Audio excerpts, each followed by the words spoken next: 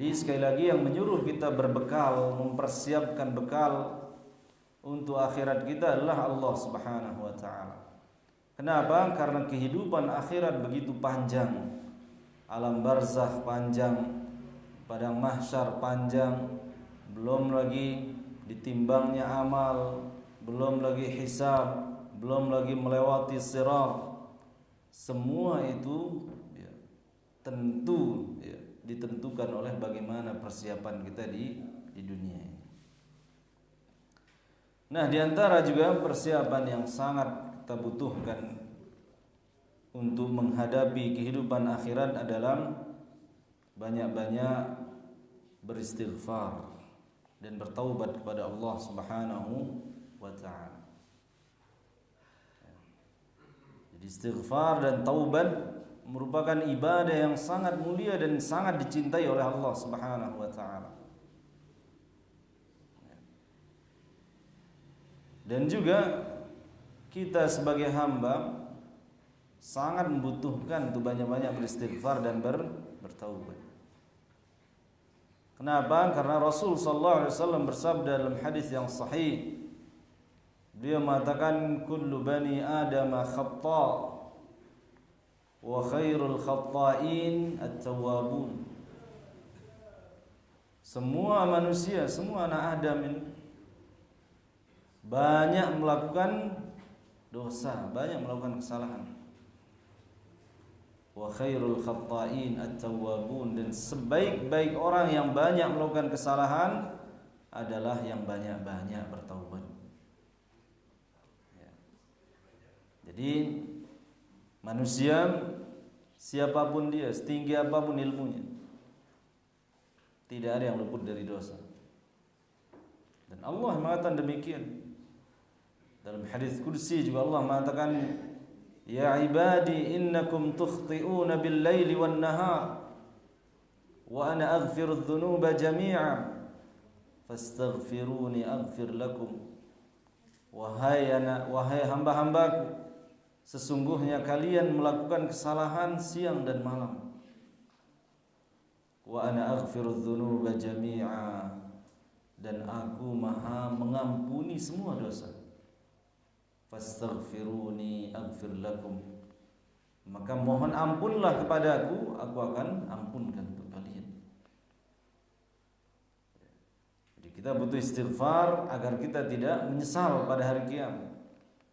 Karena istighfar ini banyak sekali keutamaannya yang kita akan bacakan sebagiannya insyaallah pada kesempatan malam hari ini.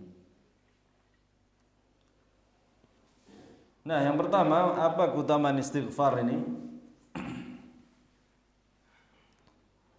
Yang pertama adalah keutamaan istighfar yang mendapatkan ampunan Allah Subhanahu wa taala. Jadi Allah Subhanahu wa taala tidak menjadikan manusia terbaik itu yang tidak pernah berdosa, karena itu enggak mungkin. Tapi Allah Subhanahu wa taala menyebut sebaik-baik manusia itulah yang banyak-banyak bertaubat, beristighfar. Nah, Allah berjanji siapa yang beristighfar, Allah akan ampuni dia. Janji Allah Subhanahu wa taala. Dalilnya dalam banyak sekali. Di antaranya firman Allah Subhanahu wa taala dalam surat Nuh ayat yang ke-10. Allah Subhanahu wa taala berfirman mengisahkan ucapannya Nabi Nuh, faqultu astaghfiru rabbakum innahu kana ghaffara. Aku berkata, kata Nabi Nuh kepada kaum, istaghfiru rabbakum, hendaklah kalian semua beristighfar, minta ampunan kepada Allah. Sesungguhnya Allah Maha mengampuni dosa. Kalau kita perhatikan kisahnya Nabi Nuh, Nabi Nuh ini kaumnya betul-betul keras hati, karena didakwahkan selama 950 tahun tidak mempan. Hanya hanya sedikit yang beriman. Bahkan di antara yang tidak mau beriman keluarganya sendiri, Nabi Nuh, istrinya, putranya. Walau demikian kerasnya hatinya, bengelnya, susahnya diajak, ternyata kalau dia istighfar ada harapan diampuni. Diajak dia, faqultu astaghfiru rabbakum, wahai kaumku istighfarlah kalian pada Tuhan kalian. Innahu kana ghaffara. Sungguhnya dia, Allah Subhanahu wa taala, Maha mengampuni dosa-dosa. Tapi apa yang mereka lakukan? Mereka enggan, tidak mau istighfar. Bahkan setiap kali diajak mereka tutup telinganya. Kita tahu Nabi Nuh berdakwah 950 tahun. Berapa kali lipat dari umur kita. Makanya kalau kita lihat doanya Nabi Nuh pada akhirnya mengatakan apa? La tadar 'alal ardi minal kafirin dayyara. Ya Allah, jangan sisakan mereka ini semuanya. 950 tahun. Tetap enggak mempan. Jadi Nabi Nuh berdoa kepada Allah, habisi mereka ya Allah, jangan sisakan dari mereka satu pun. Itu ditenggelamkan semuanya, termasuk putra beliau. Apakah Nabi Nuh gagal? Tidak. Karena tugas Nabi adalah menyampaikan risalah yang Allah perintahkan itu disampaikan. Wa ma 'alaina illa al-balaghul mubin. Tugas kami sebagai para rasulullah menyampaikan dengan penyampaian yang jelas. Masalah terima dan enggak terimanya luar kemampuan manusia. Termasuk putra beliau sudah diajak sampai tetes terakhir. Menjelang datangnya banjir itu diabadikan ucapannya dalam surat Hud itu. Ya bunayyar kam ma'ana. Wahai putraku, naik kamu ke perahu ini bersama kami. Wala takum ma'al kafirin. Jangan kamu bersama orang-orang kafir. Tapi anaknya menjawab, qala sa'awi ila jabali ya'simuni minal ma'. Nanti aku akan naik bukit. Ya. Ini banjir besar kata bapaknya. Enggak, nanti saya naik bukit. Ya. Kata Nabi Nuh, la 'asimal yaum, enggak ada yang bisa menyelamatkanmu hari ini. Ya. Dan akhirnya fahala bainahumal mauj fakana minal mughraqin. Akhirnya gelombang besar menghalangi mereka berdua dan termasuklah anaknya ini orang yang ditenggelamkan oleh Allah Subhanahu wa taala. Dan Nabi Nuh sudah menyampaikan apa yang Allah perintahkan disampaikan. Nah, ini yang pertama. Allah berjanji siapa yang beristighfar Allah akan ampuni. Nah, kalau kita ingin diampuni dosa-dosa kita, ya banyak-banyak istighfar. Beristighfar dan bertaubat kepada Allah Subhanahu wa taala. Kalau ada yang bertanya apa bedanya istighfar dengan taubat? Ya, Syekh Muhammad bin Shalih Al-Utsaimin menyebutkan taubat ini lebih luas cakupannya dari istighfar. Istighfar ini terhadap dosa yang telah terjadi. Sementara taubat ini mencakup yang telah terjadi, yang sedang terjadi, yang akan terjadi secara total. Kita bertekad meninggalkannya. Yang lalu kita tinggalkan dan yang akan datang kita berusaha jangan amalkan. Taubat. Sehingga istighfar itu bagian dari tahapan-tahapan taubat. Kemudian di antara keutamaan istighfar lah nuzulur rahmat wal barakat. Mendapatkan belas kasih dari Allah Subhanahu wa taala. Mendapatkan keberkahan, kebaikan yang banyak dari Allah Subhanahu wa taala. Jadi Allah mudah mengasihi hambanya kalau dia akui kesalahannya dan dia minta ampun, dia tunjukkan kefakirannya, kebutuhannya kepada Allah, mudah Allah akan mengasihani, merahmati.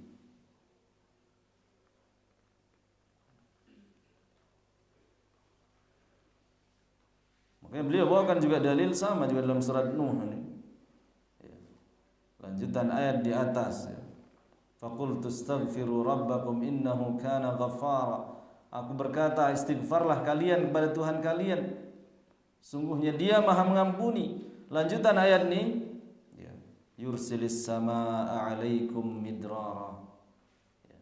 Setelah dia istighfar, Allah akan turunkan hujan sebagai sebab tumbuhnya tumbuh-tumbuhan yang menjadi rezeki. Wa yumdidkum bi amwal, kami akan mudahkan rezeki untuk mendapatkan harta. Wa banin, keturunan-keturunan. Wa yaj'al lakum jannatin wa yaj'al lakum anhara, dan Allah akan jadikan untuk kalian kebun-kebun, dan Allah jadikan pula untuk kalian sungai-sungai. Ini janji Allah pada siapa? Yang beristighfar. Dan zikir-zikir ini termasuk ibadah-ibadah yang ringan namun pahalanya besar. Istighfar.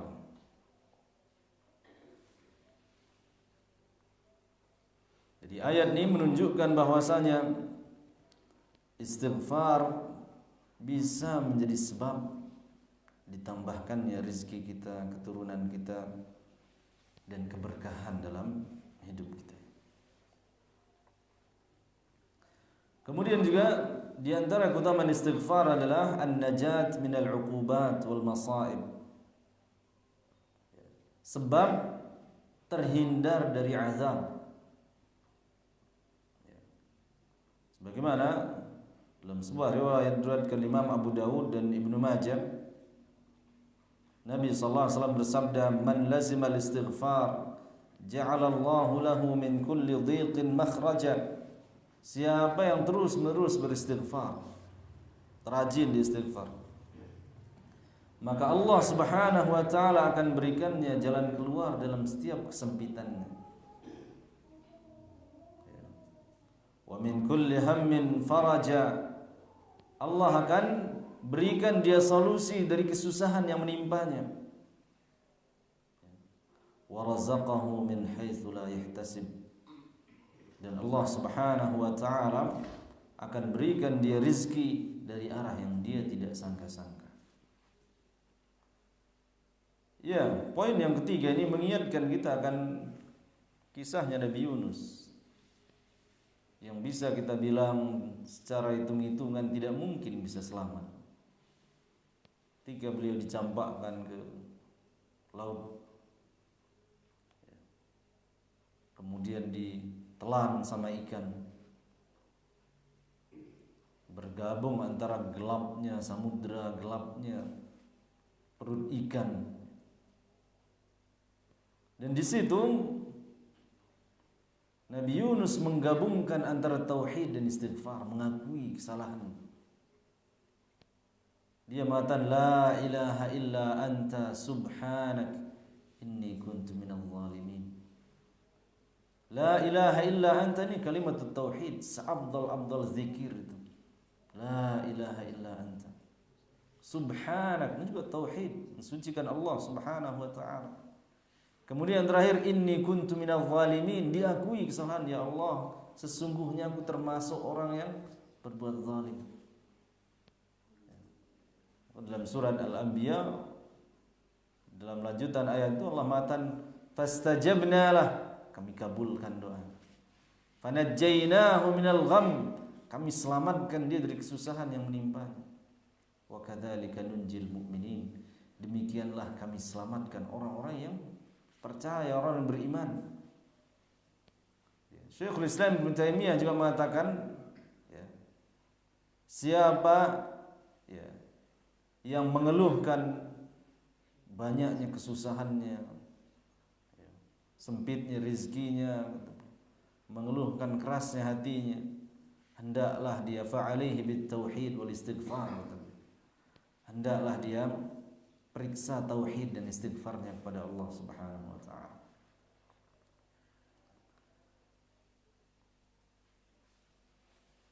Dan juga firman Allah Subhanahu wa taala dalam ayat yang lain, wa ma kana Allahu mu'adzibahum wa hum yastaghfirun. Bagaimana Allah akan menimpakan azab kepada mereka sementara mereka yang banyak bertaubat dan yang bersuci. Bahkan kelak kata para ulama juga menjelaskan di yaumul hisab, tatkala ditegakkannya perhitungan yang sungguhnya, perhitungan di hari kiamat, ada hamba-hamba yang Allah tampakkan, panggil dia, tampakkan nih dosa-dosamu. Panik dia banyak. Tapi Allah mengatakan satartuha lakum fid dunya, aku tutupi yang banyak ini di dunia. Dan sekarang aku ampuni. Ya. Kenapa? Perlu menjelaskan karena di dunia dia mudah mengakui kesalahannya kepada Allah dan banyak-banyak beristighfar kepadanya. Sehingga di akhirat hanya al-'ard saja, hanya ditampakkan saja. Ya. Dan Allah Subhanahu wa taala ampuni dia. Sudah Allah tutupi di dunia dan Allah ampuni di akhirat. Ya. Ini keutamaan orang yang mudah mengakui kesalahannya. Apalagi disertai dengan pengakuan yang tulus sambil meneteskan air mata. Dalam hadis Nabi sallallahu alaihi wasallam di Sahih oleh Syekh Albani, ya, mata yang meneteskan air mata karena takut kepada Allah, karena ingat dosanya, tidak akan disentuh oleh api neraka. Jadilah air mata yang paling mahal itu, air mata yang mengalir, ya, yang muncul dari rasa takut kepada Allah Subhanahu wa taala.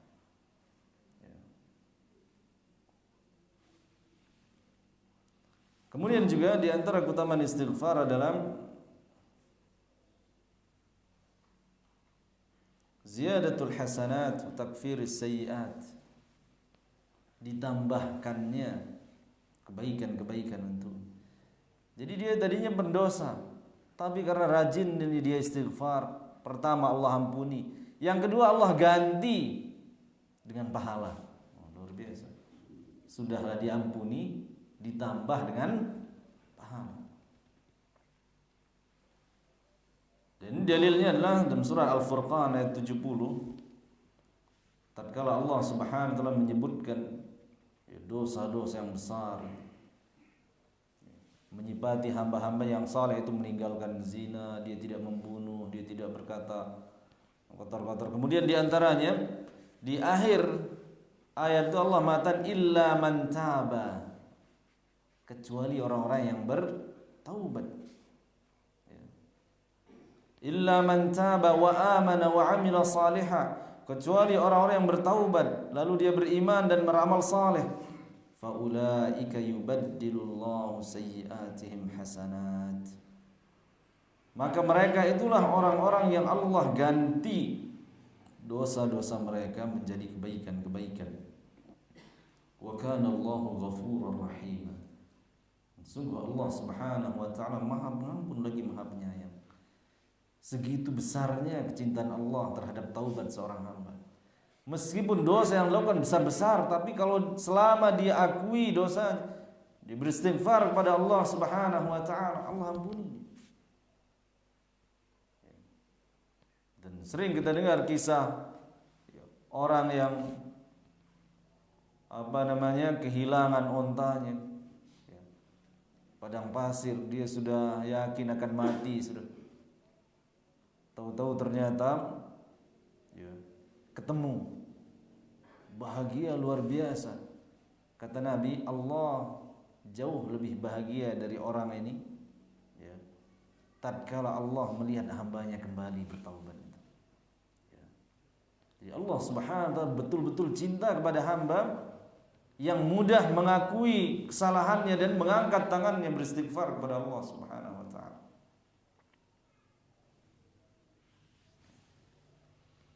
Kemudian juga di antara keutamaan istighfar dan taubat ini adalah tahqiqul falah wal fauz. Jadi mendapatkan keselamatan dan keberuntungan. Allah Subhanahu wa taala berfirman dalam surat An-Nur ayat 31, wa tubu ilallahi jami'an ayyuhal mu'minun la'allakum tuflihun. Bertaubatlah kalian semuanya kepada Allah, wahai orang-orang yang beriman, la'allakum tuflihun, agar kalian beruntung, ya, agar kalian selamat. Jadi Allah Subhanahu wa taala mengaitkan antara taubat dengan keselamatan, dikaitkan. Wa tubu ilallah, taubat kalian semua, ya, jami'an, semuanya. Ayyuhal mu'minun, orang beriman disuruh. La'allakum tuflihun, agar kalian beruntung. Maka para ulama juga mengatakan istighfar ini, ya, bukan hanya kita ucapkan kalau kita melakukan dosa saja. Bahkan ketika kita melakukan kewajiban-kewajiban, istighfar, astagfirullah. Selesai sholat, astagfirullah. Karena istighfar ini juga akan menutupi kekurangan-kekurangan kita dalam melakukan kewajiban itu. Jadi untuk apa misalkan saya istighfar? Saya nggak pernah berzina, saya nggak pernah ini. Tetap istighfar. Meskipun kita rajin salat, masih kalau dinilai salat kita ini, ya, mungkin 50%-nya masih lalai kita, ya, masih banyak melamun, ya, rukuknya, sujudnya banyak kekurangannya. Ya. Maka istighfar ini tidak bertentangan diucapkan meskipun setelah kita melakukan kebaikan, karena dia sebagai penambal itu kelalaian dan keteledoran kita di dalam menjalankan kewajiban-kewajiban tersebut. Kemudian kapan waktu untuk beristighfar? Secara umum istighfar ini kapan saja. Kita duduk astagfirullah, astagfirullah, astagfirullah. Silakan sebanyak-banyaknya. Kita di sawah, astagfirullah. Di sela-sela dia ngobrol, astagfirullah. Istighfar kapan saja silahkan. Namun ada memang waktu-waktu yang sangat ditekankan untuk istighfar. Di antaranya adalah sepertiga malam terakhir. Kenapa? Karena Allah Subhanahu wa taala dalam surat Az-Zariyat ketika menyebutkan memuji hamba-hambanya yang saleh, di antara sifatnya adalah kanu qalilan minal laili ma yahja'un. Mereka di malam hari itu sedikit sekali berbaring tidur. Maksudnya orang-orang yang Allah puji ini ada dia sediakan waktu di sepertiga malam itu untuk bangun berdiri salat. Kemudian wabil asharihum yastaghfirun. Dan di waktu-waktu sahur yastaghfirun, mereka beristighfar. Di waktu sahur ya sepertiga malam terakhir. Ya pas sudah waktu sahur menjelang subuh. Istighfar. Kenapa? Waktu tersebut sangat ditekankan berdasarkan hadis Nabi yang sahih bahwasanya Allah Subhanahu wa taala turun ke langit dunia di sepertiga malam terakhir, lalu berfirman, "May yastaghfiruni fa'aghfirulah." Siapakah yang beristighfar padaku di waktu ini, aku akan ampuni dia. Dan kenapa dia begitu spesial? Karena orang bisa bangun di sepertiga itu perjuangannya berat. Di saat manusia terlelap tidur semua, dia berat, dia bisa bangkit, dia ingat Allah, dia ingat dosa-dosa, demi istighfar, berarti dia bukan orang sembarang, masya Allah. Makanya yang diberikan juga ampunan maksudnya. May yastaghfiruni fa'aghfirullah. Maka bagi kita yang dimudahkan untuk bangun menjelang subuh, kita bersyukur kepada Allah Subhanahu wa taala. Tidak semua kita mampu. Tidak semua diberikan taufik untuk bangun di waktu tersebut. Karena ada orang sudah jam 9 pagi masih susah bangunnya, Mas. Ya. Kemudian juga kapan ba'da shalawatil mafruḍah. Ya, dianjurkan setelah selesai salat fardu. Nabi sallallahu alaihi wasallam idzan sarafa min salatihi istaghfara thalathan. Nabi sallallahu alaihi wasallam apabila selesai dari salat wajibnya, beliau istighfar 3 kali. Astaghfirullah, astaghfirullah, astaghfirullah. Kenapa? Ya seperti tadi, istighfar ini bukan hanya dari dosa, kita bilang tadi kan. Setelah melakukan kewajiban, karena boleh jadi ketika kita melakukannya itu banyak kekurangan-kekurangan, banyak ya rukun-rukun wajib-wajibnya, masih banyak celah-celah yang belum sempurna kita jalankan.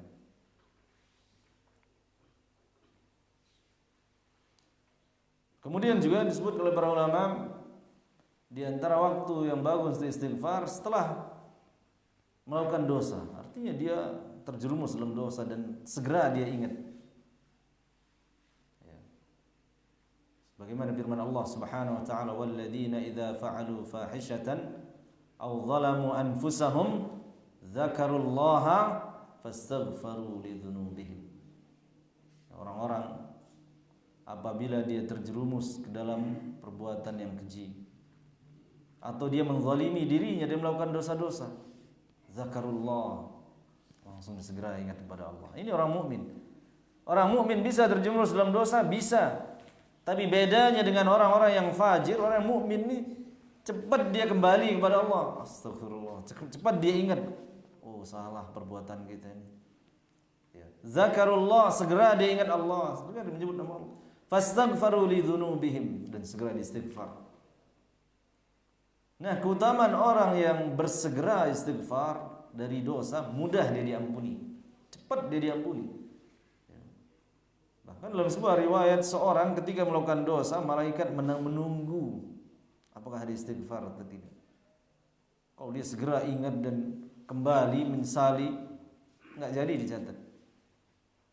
Tapi Allah Maha tahu yang main-main dengan yang serius. Ya. Jangan dia sengaja mempermainkan. Dia sengaja melakukannya, astagfirullah, hanya di lisannya untuk bermain-main. Allah Maha tahu. Ya. Kita tidak bisa mengelabui malaikat-malaikat Allah, tidak bisa mengelabui Allah Subhanahu wa taala. Allah Maha tahu siapa yang jujur menyesal dan beristighfar dan siapa yang hanya formalitas istighfarnya. Ya. Jadi jangan kita mengatakan masa mukmin terjerumus dalam dosa? Iya, bisa. Kita ini kan mukmin. Ya. Pernah kita berdosa? Sering. Dengan lisan, dengan mata, dengan telinga, dengan tangan, dengan kaki, sering. Ya. Tapi tadi kalau kita mudah kembali, cepat kita istighfar, maka Allah mudah mengampuni.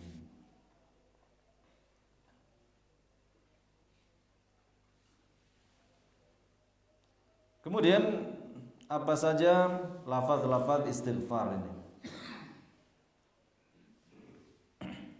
Ya, lafaz istighfar yang paling mudah itu astagfirullah. Itu sudah istighfar itu. Astagfirullah. Nabi ketika selesai sholat mencukupkan dengan itu, astagfirullah, astagfirullah, astagfirullah. Ya. Kalau begitu datangnya dari Nabi, berarti itu yang terbaik selesai sholat. Kemudian di antara istighfar juga yang paling bagus adalah sayyidul istighfar. Namanya aja sayyid. Sayyid itu penghulunya, pemimpinnya istighfar. Agak panjang, ya.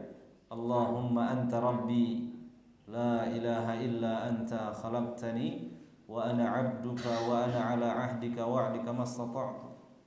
Dan seterusnya. Apakah bisa kita hafal? Bisa ya. Bagaimana caranya? Sering-sering kita dengar. Kan kita punya HP, mungkin direkam, sering-sering didengar dan diulang-ulang. Banyak ibu-ibu banyak hafalnya lagu-lagu ya. Meskipun 2 lembar itu. Ya, judul ini hafal ya, judul ini hafal. Banyak sambil dia jalan, sambil dia ini hafal dia, padahal panjang-panjang tuh. Kenapa? Karena sering dia ulang-ulang. Padahal nggak ada pahalanya itu.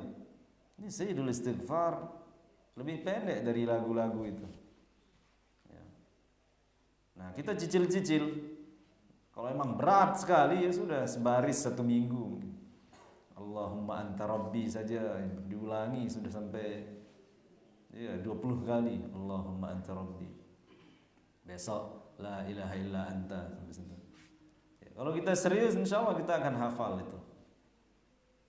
Ya, di Sayyidul Istighfar apa keutamaannya? Nabi sallallahu alaihi wasallam mengatakan, siapa yang membacanya di pagi hari kemudian sore hari dia meninggal, kana min ahlil jannah, dia termasuk penghuni surga. Ya. Kalau dia baca di sore hari subuhnya dia meninggal, dia penghuni surga kata Nabi sallallahu alaihi wasallam. Ya. Nah, ini doa apa? Sayyidul Istighfar. Ya. Nah, ini kita patut kita perjuangkan itu karena itu pahala kalau itu. Adapun nyanyian yang menyita waktu kita, menghabiskan waktu kita, enggak ada pahalanya.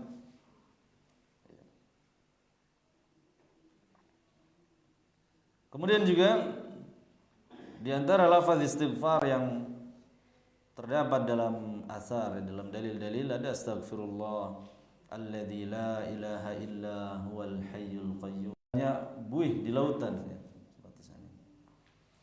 Dan meskipun di antara dosanya itu lari dari medan perang, sebutkan. Menunjukkan istighfar ini sangat-sangat Allah cintai. Mudah Allah ampuni kita kalau kita rajin-rajin beristighfar.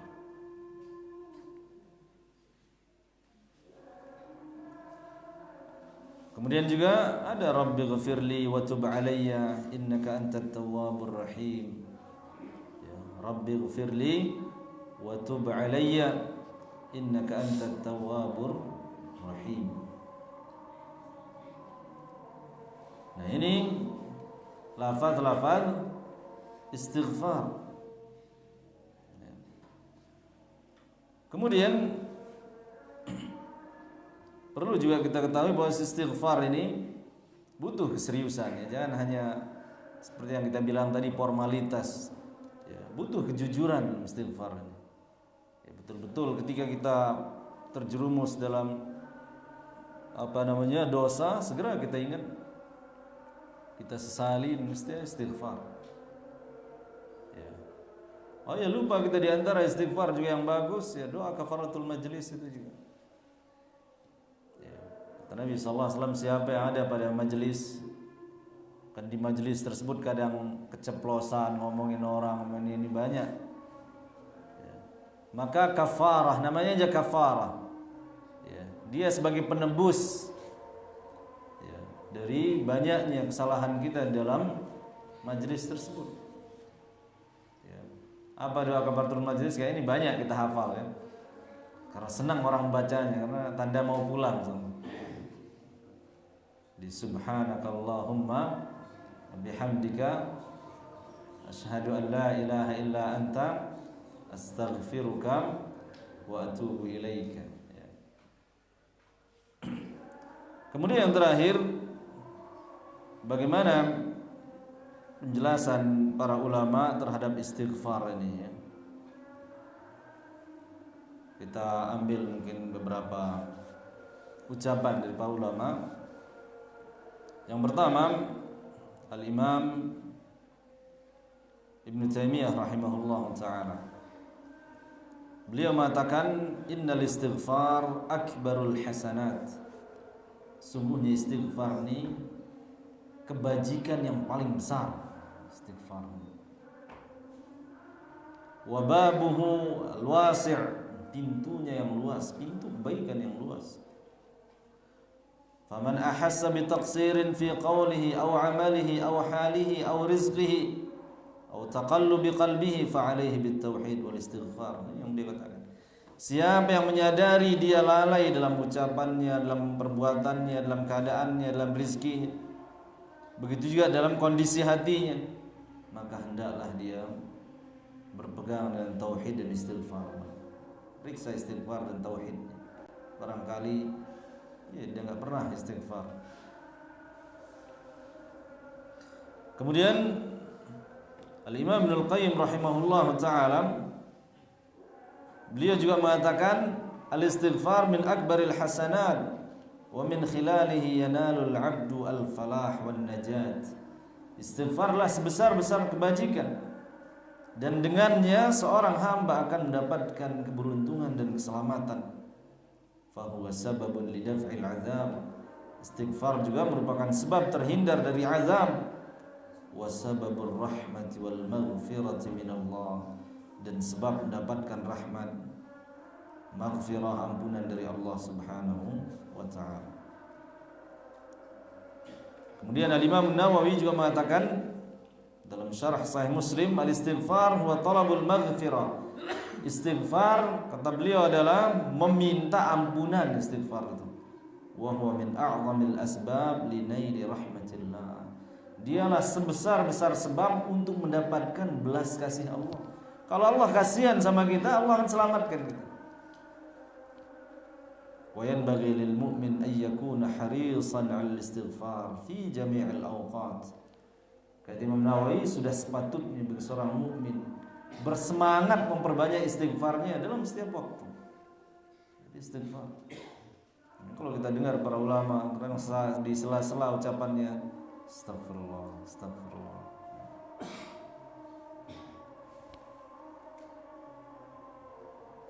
Kemudian Al-Imam Ibn Rajab, beliau juga mengatakan, qala Ibn Rajab Al-Hambali rahimahullah, man lazima al-istighfar ja'alallahu lahu min kulli hammin faraja. Siapa yang terus-menerus istighfar, Allah akan berikan dia jalan keluar dari setiap kesempitan, dan Allah akan berikan dia rezeki dari arah yang dia tidak sangka. Dan ini adalah janji Allah Subhanahu wa taala, dan Allah lah yang paling jujur janji. Nah, pas nih poin terakhir, pas juga azan nih, kita azan.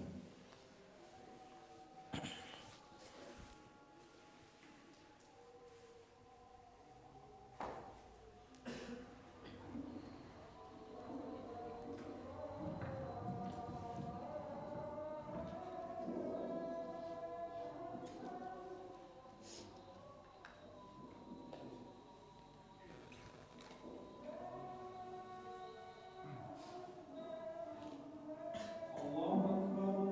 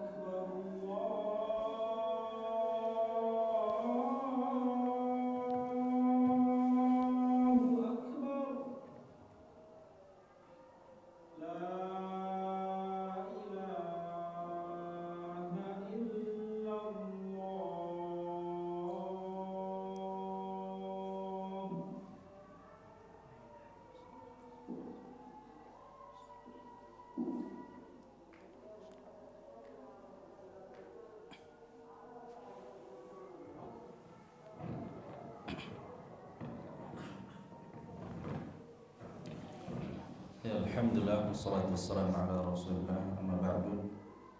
Ya, demikianlah para jemaah kajian kita pada malam hari ini berkaitan dengan istighfar, ya, mulai dari keutamaannya, waktunya, siapnya, ya, dan juga penjelasan para ulama tentangnya, ya. Nah, sebelum kita tutup, kalau ada para jemaah yang punya pertanyaan, kita persilakan.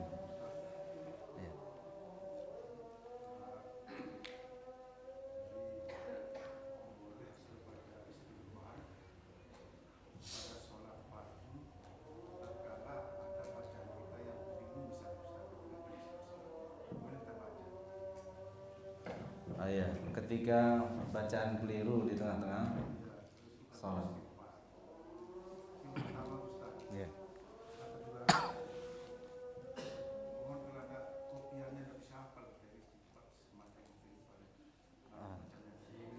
Sayyidul istighfar itu. Oh ya. Ya, ini bisa nih. Beliau mungkin bisa tinggal diambil di komputer, nanti di print ya. Nah, bisa ditempel mungkin di madingnya ya, atau dibagi besar itu. Kalau ada yang hafal dari ya hasil bagi-bagi kertas itu besar pahalanya itu ya. Ya, mudah-mudahan ada dari sinilah ya yang menempelkan gitu ya, menempelkan redaksi dari Sayyidul Istighfar ini. Ya, adapun pertanyaan yang pertama, jadi ketika sholat memang tidak ada ucapan yang boleh kita ucapkan kecuali zikrullah, ya, berzikir kepada Allah Subhanahu Wa Taala, ya, kemudian Al-Quran dan doa-doa dari Nabi Sallallahu Alaihi Wasallam. Nah, astagfirullah bagian dari zikir ya. Dan mudah-mudahan tidak mengapa ya. Jadi dia beristighfar. Ya, sebatas yang tahu insyaallah tidak mengapa ya. Nanti mungkin kita lihat juga penjelasan rincinya. Yang tidak boleh itu berucap dengan ucapan manusia. Dia keliru misalkan dia bilang salah terus. Jadi apa namanya? Ya mudah-mudahan, dan kalau istighfar ini ya tidak termasuk dari kalamun nas ya, bahasa manusia. Ya mudah-mudahan tidak mengapa. Allah a'lam. Ya.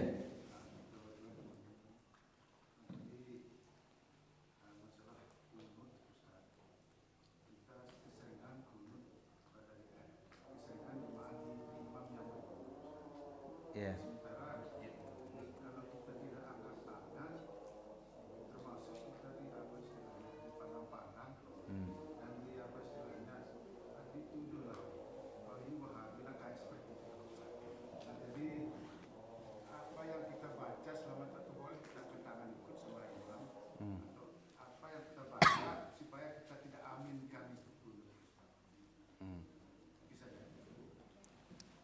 Iya, jadi masalah kunut yang beliau tanya ini.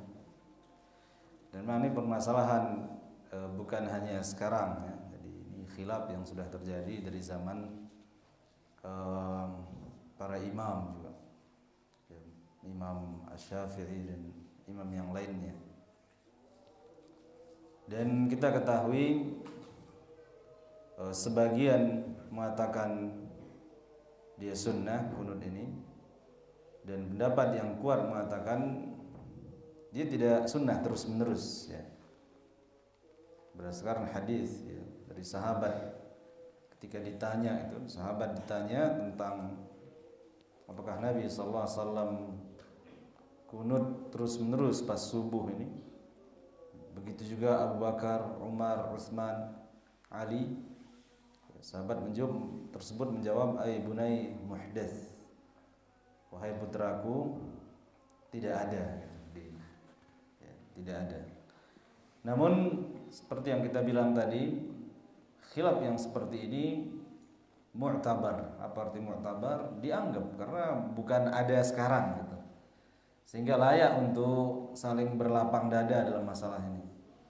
Artinya kalau ada orang yang kunut imamnya dan dia tidak ikuti, banyak para ulama mengatakan harus dimaklumi sama yang lainnya, karena memang mungkin yang dia yakini bukan dari bagian sunnah Nabi SAW, sehingga dia tidak mengangkat tangan. Kalaupun nanti dicibir atau dikucilkan bisa dijelaskan, ya, atau bisa dimintain mana dalil yang sahih gitu yang menjelaskan Nabi terus menerus kunut di waktu subuh ini, ya. Nah, ini yang pertama, ya. Jadi kalau ada yang tidak mengangkat tangan, memilih demikian, kita tidak bisa juga paksa dia harus mengangkat, ya. Karena dia meyakini itu bukan bagian dari sunnah, ya. Nah, yang kedua, kalau ada yang mengangkat, ya, tangannya, ya, karena kondisi rawan dan seterusnya, nah ini juga para ulama mengatakan tidak mengapa, ya. Tidak mengapa dia mengangkat dua tangannya, apalagi karena menghindari mudarat yang lebih besar, ya. Di wallahu a'lam. Kalau yang mengatakan boleh, ini ya, dia aminkan, kan doa itu, ya. Dia aminkan, ya. Di wallahu a'lam. Jadi masalah seperti yang Nabi bilang tadi, khilaf yang mu'tabar. Para ulama dulu juga khilaf dan mereka saling berlapang dada dalam masalah ini.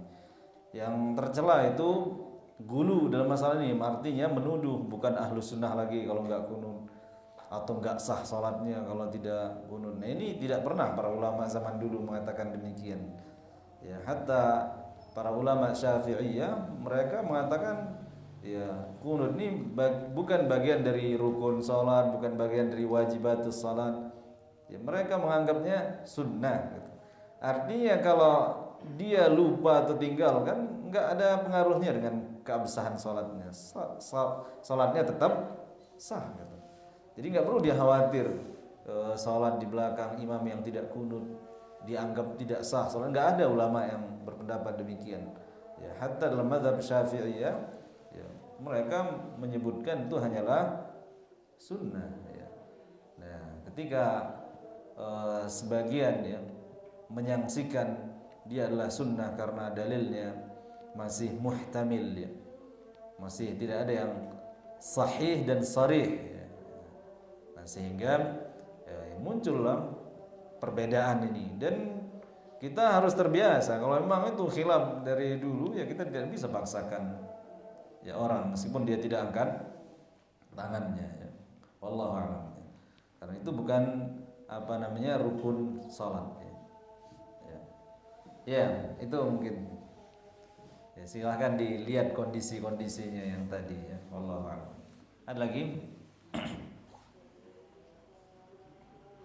Ya. Kalau istighfar itu ada pendahuluannya nggak? Misalnya seperti yang tadi yang Nabi Yunus tauhid dulu atau salawat dulu baru istighfar, atau langsung istighfar? Ya, ini yang langsung ada kan astagfirullah. Yang ada pendahulunya kayak Sayyidul Istighfar, ada tadi pujian dulu.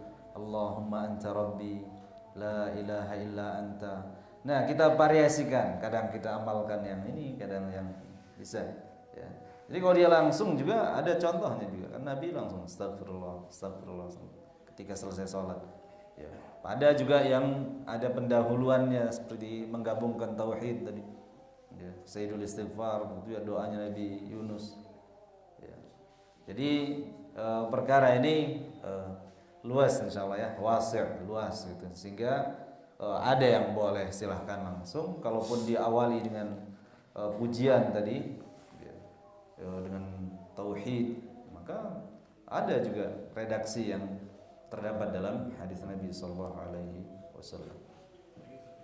Ya. Kalau di kita di sholat sunnah pas ketika sujud boleh dibaca istighfar. Ketika apa? Sholat sunnah, sholat wajib kayak gitu. Pas sujud. Ya, kan ada memang di antara doa ketika sujud itu boleh dibaca yang versi, kan ada subhan rabbiyal a'la wa bihamdi, atau ada subhan rabbiyal a'la, ada juga subhanakallahumma wa bihamdika allahumma ghfirli. Nah, ada juga, ya. Ada juga di variasi doa itu, ya. Dan Nabi sallallahu alaihi wasallam setelah ditaklukkannya kota Makkah itu, ya, setelah turunnya surat idza jaa nasrullah wal fath wa ra'aitan nasa yadkhuluna fi dinillahi afwaja fasabbih bihamdi rabbika wastaghfir. Jadi kata Ibnu Abbas, ditaklukkannya kota Makkah mengisyaratkan misi Nabi sudah tuntas. Artinya meninggalnya beliau berarti sudah dekat. Maka dia diminta untuk istighfar. Kata Aisyah radhiyallahu anhu, mulai sejak itu, nah yang beliau baca terus ketika ruku dan sujudnya yang tadi versi Allahumma gfirli di akhirnya. Ya, sebagai pengamalan dari Al-Qur'an itu ya, surat An-Nasr. Ya, kalau ingin membaca doa yang ada istighfarnya ada ya, ada juga redaksinya, tinggal dipilih ya. Wallahu a'lam. Ya, kalau nggak ada lagi kita cukupkan sampai di sini. Mudah-mudahan bermanfaat bagi kita semua. Subhanakallahumma bihamdika asyhadu an la ilaha illa anta astaghfiruka wa atubu ilaik. Wassalamualaikum warahmatullahi wabarakatuh.